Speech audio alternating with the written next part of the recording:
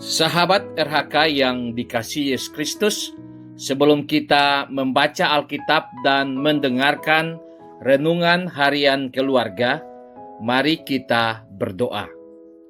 Tuhan Yesus, Engkaulah sumber dari hidup sejati yang berkelimpahan. Tolonglah kami mencari kepenuhan hidup kami hanya di dalam-Mu dan melalui firman-Mu yang saat ini akan kami baca dan renungkan. Amin. Pembacaan Alkitab hari ini, Rabu 22 Maret 2023, terambil dalam Injil Markus pasal 14 ayat 47. Injil Markus pasal 14 ayat 47. Salah seorang dari mereka yang ada di situ menghunus pedangnya, lalu meletakkannya kepada hamba imam besar sehingga putus telinganya.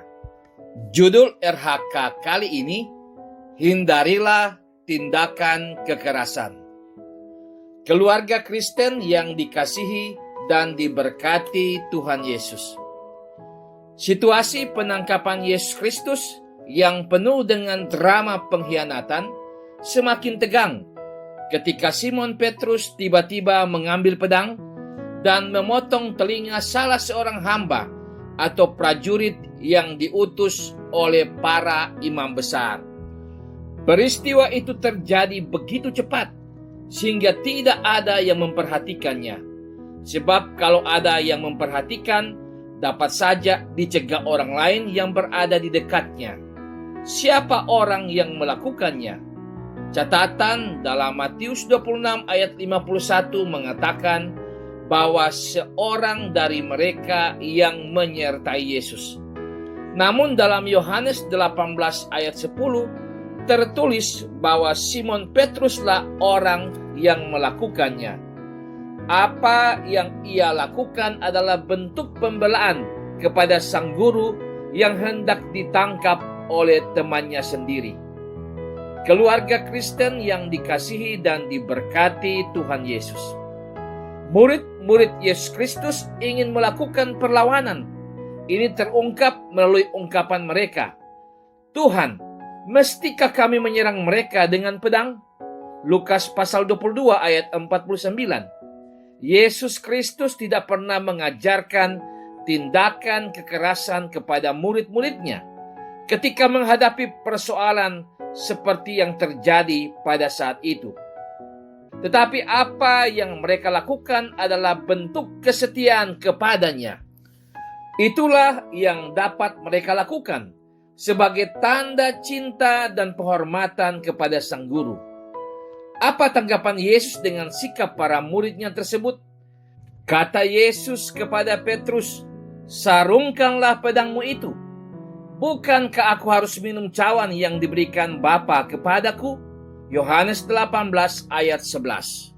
Pada saat yang genting itu, mujizat kembali Yesus Kristus lakukan.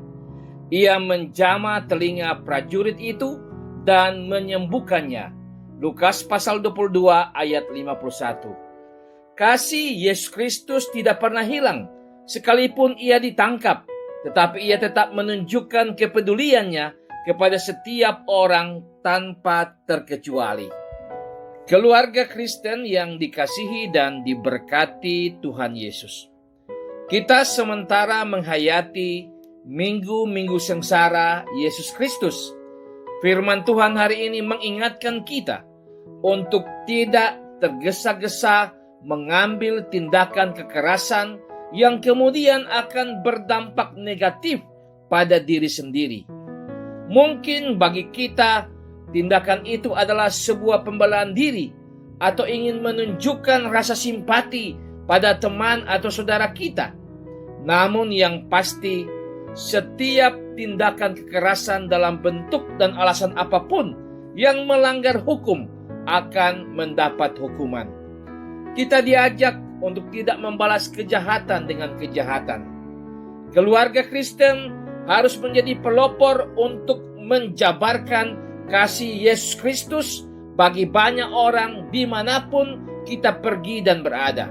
Sebagaimana Yesus Kristus yang mengasihi dunia ini sehingga ia rela menderita sengsara dan mati di atas kayu salib. Terpujilah nama Tuhan. Amin. Mari berdoa. Ya Tuhan Allah, mampukanlah kami untuk tidak melakukan tindakan kekerasan, namun dapat mempraktikkan sikap saling mengasihi satu dengan yang lain, bahkan mengasihi musuh sekalipun. Dalam nama Tuhan Yesus Kristus, kami berdoa. Amin.